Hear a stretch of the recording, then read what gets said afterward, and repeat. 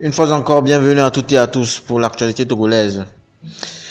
Dans un communiqué rendu public par Gilbert Bawara, il fait savoir que la levée du couvre-feu signifie simplement que, je cite, « Nous allons retourner aux horaires ordinaires de travail ». Fin de citation. Donc les mesures qui ont été prises entre-temps ne sont plus d'application. Dans ce sens, Gilbert Bawara encourage l'adoption des mesures barrières, y compris la possibilité d'aménager les temps de travail, d'aménager les espaces de travail, d'éviter un confinement en termes d'égorgement sur les lieux de travail, la nécessité d'avoir dans les services et les administrations publiques les dispositifs de lavage de mains et le port de masques est obligatoire pour tous. En effet, toutes ces mesures-là devraient être mises en application. Il encourage la mesure de distanciation sociale et physique, y compris dans le transport et dans les marchés, car les mesures barrières prises par le gouvernement restent valables jusqu'à nouvel ordre. D'autre part, Gilbert Bawara, en ce qui concerne les horaires d'ouverture des marchés, promet que dans les jours qui viennent, en cas de besoin, le ministère de l'administration territoriale, en concertation avec les maires et tous les acteurs concernés, que l'ouverture officielle des marchés sera annoncée. Dans le cadre de la fermeture des frontières et de certaines villes, le gouvernement ne sera pas indifférent dans les prochains jours. Et enfin, dans le domaine scolaire, la réouverture des établissements scolaires et la reprise des classes seront officiellement annoncées par le gouvernement avec des indices concrets concernant les mesures et les conditions sanitaires et d'hygiène pour s'assurer que l'année scolaire puisse être parachevée et que cette réouverture puisse se dérouler en se conformant aux exigences d'ordre sanitaire et d'hygiène, car ce qui est en jeu est l'avenir de nos enfants. Merci à toutes et à tous d'avoir suivi cette édition. Nous vous donnons rendez-vous dans nos prochaines actualités. Merci.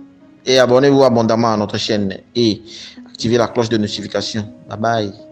Au niveau des administrations et des services publics, la levée du couvre-feu signifie tout simplement que nous allons retourner aux horaires ordinaires de travail. Et donc, les mesures exceptionnelles qui avaient été prises entre-temps ne sont plus d'application. Cela étant, lorsque, par exemple, dans un bureau, dans un lieu de travail, il y a un nombre élevé de travailleurs, d'agents publics, et qu'il faille envisager des aménagements en termes de temps de travail, en termes d'équipe de rotation, pour éviter qu'il y ait un engorgement dans le même espace de travail, en tenant compte à la fois des travailleurs, des agents publics et en même temps des citoyens et des usagers qui viennent pour se faire délivrer des prestations. Ces mesures de bon sens doivent continuer à être d'application. Et donc, deux choses sont importantes. Nous retournons aux horaires ordinaires et normales de travail. Deuxièmement, l'observation et le respect des mesures barrières, y compris la possibilité d'aménager le temps de travail, d'aménager les espaces de travail, d'éviter un confinement en termes d'engorgement sur les lieux du travail,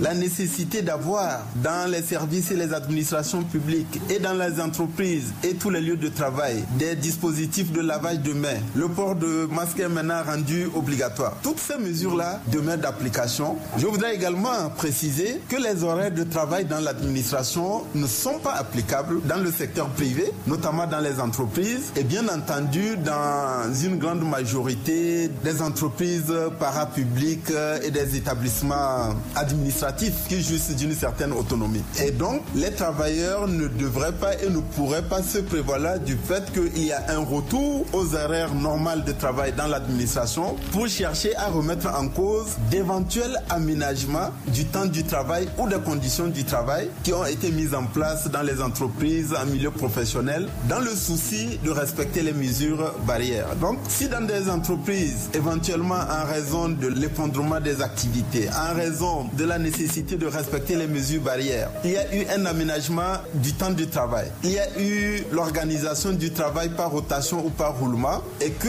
les employeurs, toujours dans un esprit de dialogue et de concertation avec les délégués du personnel, avec les délégués syndicaux, estiment que ces mesures doivent être préservées et maintenues, nous encourageons à leur maintien et à leur respect. Pourquoi certaines mesures ont été prises sur les places de marché dans le transport en commun? C'est pour respecter les mesures barrières, notamment la mesure de distanciation physique. Ce n'est pas parce qu'il y a la levée du couvre-feu qu'il ne peut pas respecter la distanciation physique, y compris dans le transport en commun. Dans le transport en commun, les mesures d'application restent valables jusqu'à nouvel ordre. Si demain le gouvernement estimait qu'il y a de nouvelles mesures ou des aménagements qu'il faille mettre en œuvre, le gouvernement indiquera cela. Mais jusqu'à nouvel ordre, la mesure de distanciation physique, y compris dans le transport en commun, y compris dans les marchés, dans les gares routières, reste strictement d'application. Maintenant, un certain nombre d'aménagements en termes d'horaire, de temps, d'ouverture des marchés, je ne voudrais pas m'y étendre. Je suis certain que dans les jours qui viennent, en cas de besoin, le ministère de l'administration territoriale, en concertation avec les maires et tous les acteurs concernés, s'il y a des adaptations en termes d'horaire, cela sera annoncé. Je voudrais également dire que le débouclage de certaines villes peut tout simplement signifier qu'on n'aura pas toujours besoin de laisser passer pour accéder ou traverser ces localités. Mais sans doute, les frontières restant fermées, nos concitoyens ou les étrangers qui veulent traverser les frontières sont toujours soumis à l'obligation d'obtenir un laissez-passer. Dans les prochains jours, le gouvernement communiquera de manière officielle sur la rouverture des établissements scolaires et la reprise des cours avec des indications concrètes concernant les mesures et les conditions sanitaires et d'hygiène et toutes les préconisations qui sont nécessaires pour nous assurer que l'année scolaire puisse être parachevée et que cette rouverture puisse se dérouler en se conformant aux exigences d'ordre sanitaire et d'hygiène. Ce qui est au cœur, ce qui est en jeu, c'est l'avenir de nos enfants.